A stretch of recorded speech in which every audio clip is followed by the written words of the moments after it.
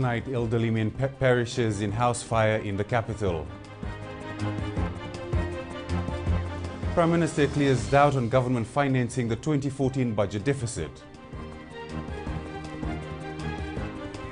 And local exporters recognized for contribution towards economy.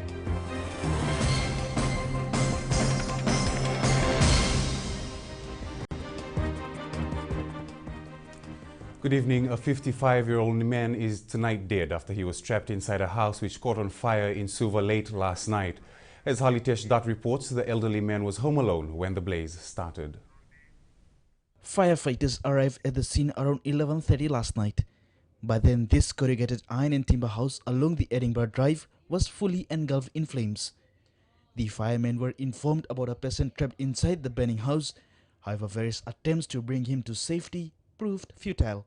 When the team arrived, initially they were advised by the neighbors that they believed that there was one person in the property.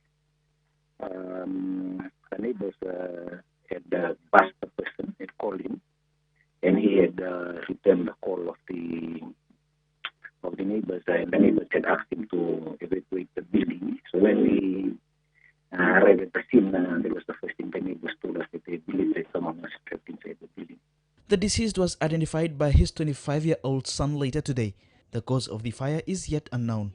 There's not much details. My team, I was there this morning just to handle the site police.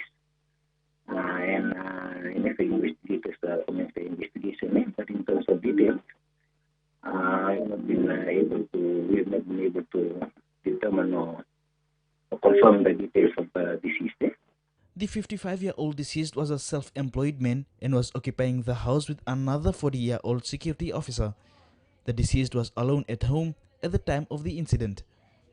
Cost of damage is estimated to be around $20,000. The property was quite a big property, so we commenced investigation this morning, and hopefully by mid of this week, then we should be able to determine. What we can confirm is that the property did not have any electricity connection.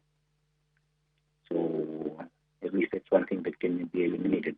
Around 7 people have lost their lives so far this year in similar incidents, compared to 12 for the same period last year. Halitesh Dutt, Fiji One News. The Prime Minister has come out clearing all doubts in relation to the 2014 budget deficit. Recently, questions have been raised on government's ability to meet the $2.8 billion expenditure. Commodore Vocational Marama says government has plans in place to meet the budget allocations. While Budget 2014 has been well received by a wide cross-section of the community, some serious concerns have been raised by politicians and academics alike. Prime Minister Commodore Vocational Marama last night put all such concerns to rest, saying that the budget was well thought and prepared. The PM says the government will be able to foot the $2.8 billion expenditure next year due to several reforms currently in place. The answer lies in the strength of our commitment to prudent financial management, identifying and paying off expensive debts before due dates at cheaper interest rates, reconfiguring past practices of managing operational costs, enforcing rules pertaining to revenue collection, smartening up our state-owned and run enterprises, and working more closely with our stakeholders. He adds smarting up state-owned enterprises will also provide opportunities for the government to divert some of its interests. Unlike previous governments, we are not using fly-by-night consultants and advisors to sell to dubious and or $2 companies. We are and we will target worthy partners who not only bring in the equity but will make those enterprises more efficient. There are also plans to divert some of the government's interest in the Fiji Electricity Authority to reduce the current debt exposure. A reduction in debt exposure will, of course, give government increased fiscal flexibility. Ladies and gentlemen, this is all part of our vision, our grand plan to take the country forward. Commodore Vocational Marama says heavy investment in the education sector also means an investment in country's future. Halitesh Dutt, Fiji One News. There will soon be a permanent trade commissioner for Fiji in Papua New Guinea. The announcement was made by Prime Minister last night. A major shift in focus is now expected in the role of the Council Office in Sydney to that of the Trade Commissioner. Government also intends to send a trade mission to New Caledonia soon. We have done this because we believe that there are numerous opportunities in PNG, the largest Pacific Island country, which has a population base nearly double the size of New Zealand and growth led by mineral and oil and gas exploitation. And in a developed economy like Australia, which has numerous untapped potential areas. Meanwhile, various enterprises were last night recognized for their contribution towards our economy. A total of 15 exporters received awards in 5 different categories at the Exporter of the Year Awards held at the Shangri-La Resort. Prime Minister Commodore Vorenge Bainimarama says our exporters have put the Fijian-made brand on the world market. In this room tonight are the people on whom the health of our national economy depends, and with it, the fortunes of every Fijian. On behalf of the nation, I want to thank every exporter of Fijian goods and services for the contribution you are making to improve the lives. The Rosie Travel Group won the Night Stop honor, the Prime Minister's Exporter of the Year award. More importantly, we're honoured to be able to receive this on behalf of the tourism industry. Being able for the public to understand that tourism is an export. It is an export that provides jobs to over 50,000 people. It is an export that is 33% of our gross domestic product. It is an export that provides over 1/3 of all our foreign exchange earnings. The construction of 4 new secondary schools is expected to commence soon. Government has allocated around $700,000 for the establishment of 2 secondary schools in Ra, one in Tailevu and another in Andronga. This year alone, 2 new primary schools were opened, one in Bua and the other in the Yasawa group. Construction will begin as soon as the grants have been issued. They work very closely with the asset management of the Ministry of Education. The committees of the schools in these provinces work very closely with them, and they usually agree on the contractors to build the school. Stay tuned. Coming up next, architects awarded for excellence in design. And local Filipinos raise funds for Typhoon Haiyan victims.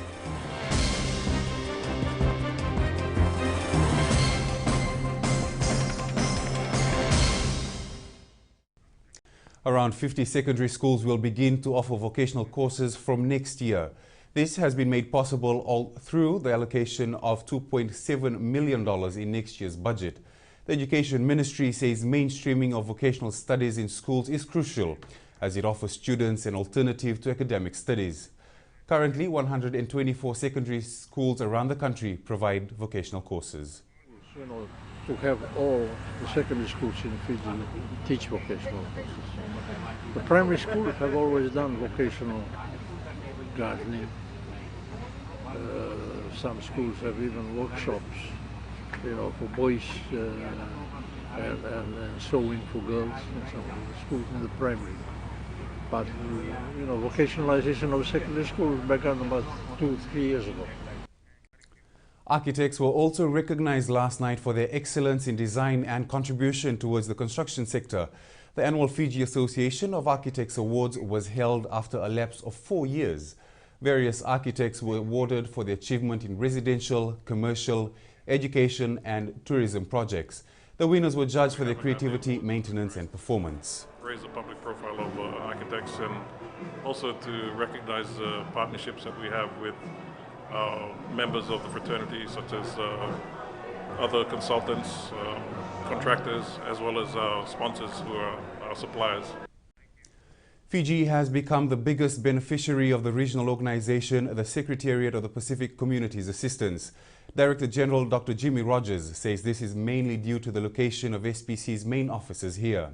He adds all the member countries have utilized SPC's assistance well, and some members have done better than others. SPC's largest number of technical specialists are located in Fiji. I would say Fiji benefits the most of SPC services because we are here. And although we are in New Caledonia, because New Caledonia is reasonably well developed, they rely on SPC less. And many of the small island countries rely so much on the services that SPC provides. But assistance for small businesses in the form of the Business Mentoring Program will continue next year. The Fiji Commerce and Employers Federation says there have been positive results for the small ventures that were part of the program. Businesses. We've also got businesses right from the north. So that all goes well for the program itself. It shows that it's picked up its momentum. It's not only targeting the Suva and the Western Division, but also we've now infiltrated into the Northern Division. Close to 200 corporate entities took advantage of this initiative this year. The Federation hopes to include more businesses from next year. To capture a lot more. We've got over 200 now. There's room for more. And how many are we talking about when we talk about that room for more? Well, there's a quota that's designed by the mentors that come down, and we hope to fill that quota every year. The local Filipino community today gathered to raise funds for the victims of Typhoon Haiyan in the Philippines. The Filipino Association took advantage of the rock market in the capital to do so. Apart from just accepting donations, the members of the association also put up products for sale. Typhoon Haiyan has left at least 10,000 people dead, with the death toll still rising.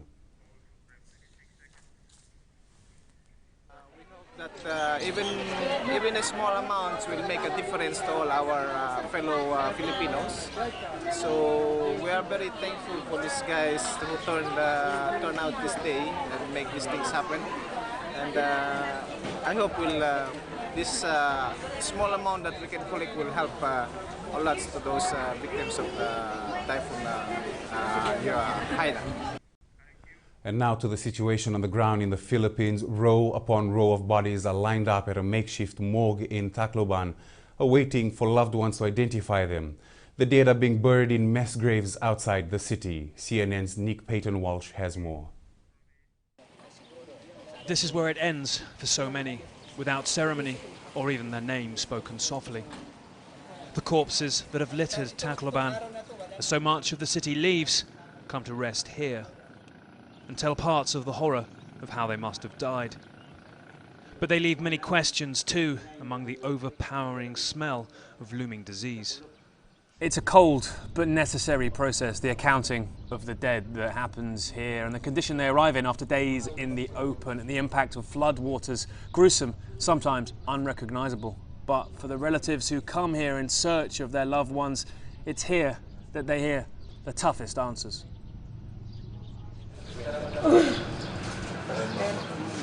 Some endure the search for mothers or brothers, but just find more not knowing.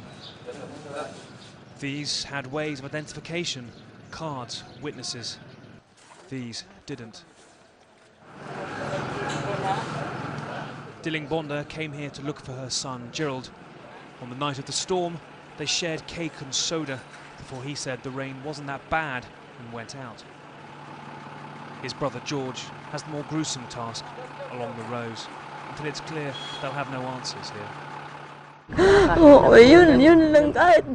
That's all I want. Even if it's a corpse, I'd like to see my son. That's why I'm here every day, looking. The death toll officials give may vary, but this torturous process won't. Bodies brought in and then taken away, driven to the outskirts of town where young police hesitate over their grim job. About 100 already here. The mayor said the grave is just temporary, but the holes they leave in the families, hearts and homes of Tacloban is permanent. Ahead in sports, lack of discipline proves costly for flying Fijians. And Fiji Mbati brace for tough challenge against Samoa.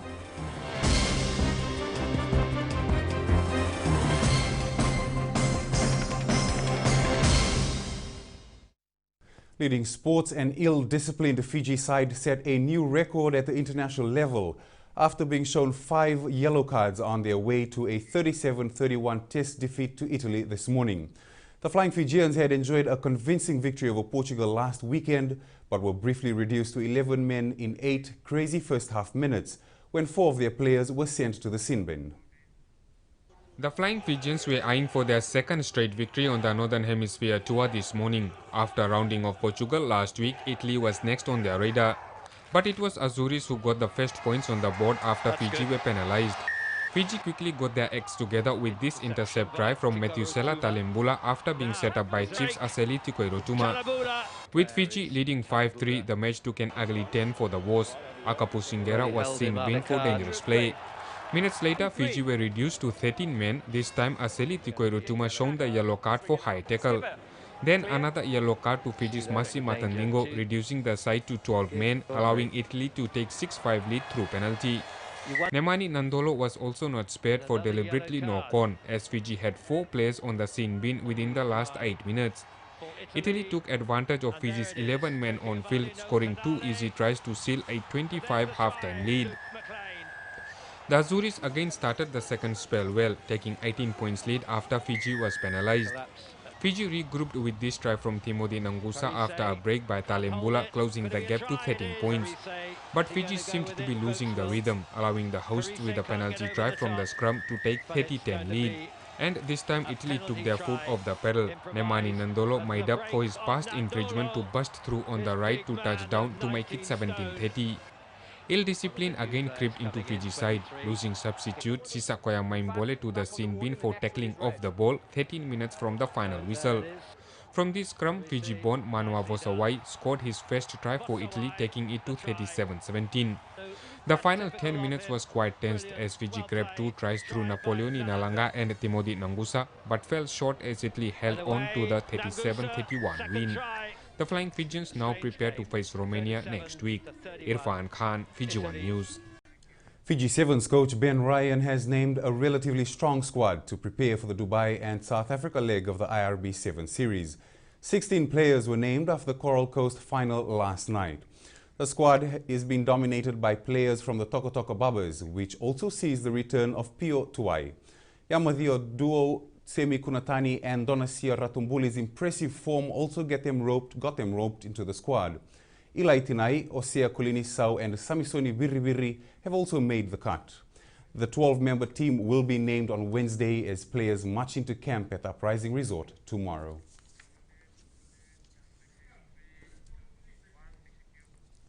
The Vodafone Fiji Mbati's match against Samoa is billed as the clash of the Rugby League World Cup quarterfinals. And coach Rick Stone has named an equally strong lineup that's indicative of what they can expect tomorrow morning.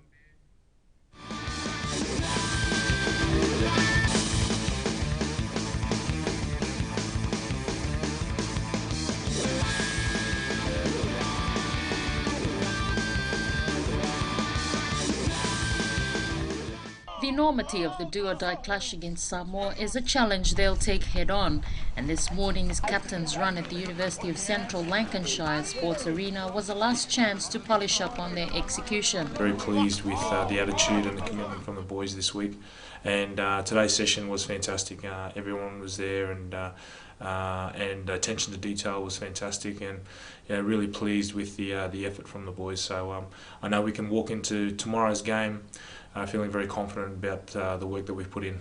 This is the first time the two teams will meet in the quarterfinals of the Rugby League World Cup. We've come this far, and I know we owe it to ourselves really as a group because of all the hard work and preparation we put into the World Cup to go through to the next stage of this World Cup. So I know everyone will be playing out of their skins tomorrow. The last time the two teams met was at the 2006 Rugby League World Cup qualifiers, where Samoa had the upper hand. But this time, with both sides boasting an evenly matched lineup, it's going to come down to whoever plays the best and handles the occasion the best will possibly come out the winner. The Pacific neighbours, Fiji and Samoa, have done well to represent the region in the quarterfinals of the Rugby League World Cup, but there'll hardly be anything neighbourly about their clash tomorrow. Asanatu Wanigolo, Fiji One News. The Fiji Mbati face Samoa tomorrow morning at 4 a.m. and of course you can watch that match live and exclusive here on Fiji One. Meanwhile, Fiji Mbati coach Rick Stone has made some changes to the lineup that took on England last week. Daryl Millard is expected to be at 5'8" in place of his brother Ryan, who started last week against England. Semi Randrandra could feature in the back row if Jason Bukuya doesn't take the field, while Sisa Wanga and devastating winger Aquila Wate return to the starting lineup. With Corbin Sims out with a 2-match suspension, Eloni Bunakede, Penny Mbotiki, Kane Evans and Junior Vitali Rongida have a chance to compete for that spot. No celebration plans have been made for the victorious Suva Blues athletics team that took out the FMF Chow Game Central Division yesterday. Suva took all titles except for the boys under 14s, which Nasinu managed to walk away with. Overall, the Blues were simply too strong for the 7 other districts, and they're making sure to retain their athletes in the capital city. Suva is blessed that we have very experienced coaches around, Molotofo, Rafa, Chan and the Lion. These are the people who are also doing the recruitments for the secondary schools. So we ensure that our athletes go to the schools that their athletics career continues. Organizers making sure the proper equipment will be used next year. This year's games was on manual time and did not have starting blocks. Next year, the games, we've got everything arranged and we'll have the blocks and we'll have the electronic timing in place. And finally in sports, Fiji boxer Isaiah Junior Maku has lost his light heavyweight fight in Hamilton last night. Maku, who was fighting in the undercard of David Tua Ustinov fight, lost by technical knockout to New Zealand's Sam Rapira in the first round. And the heavyweight boxer David Tua has reportedly retired from boxing after losing to Belarusian Alexander Ustinov. Ustinov won the 12-round fight with a unanimous points decision. He's now likely to face a title bout against one of the world champion Klitschko brothers.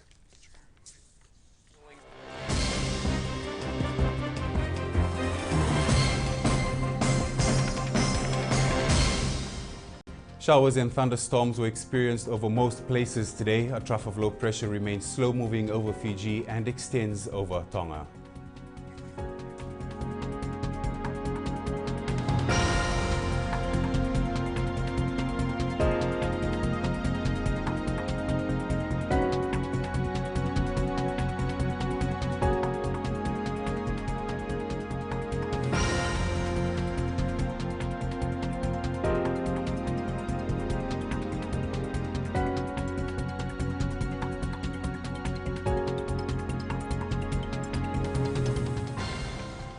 A recap of our main stories before we leave you. An elderly man perished in a house fire in the capital last night. Prime Minister clears doubt on government financing the 2014 budget deficit, and local exporters recognized for their contribution towards the economy.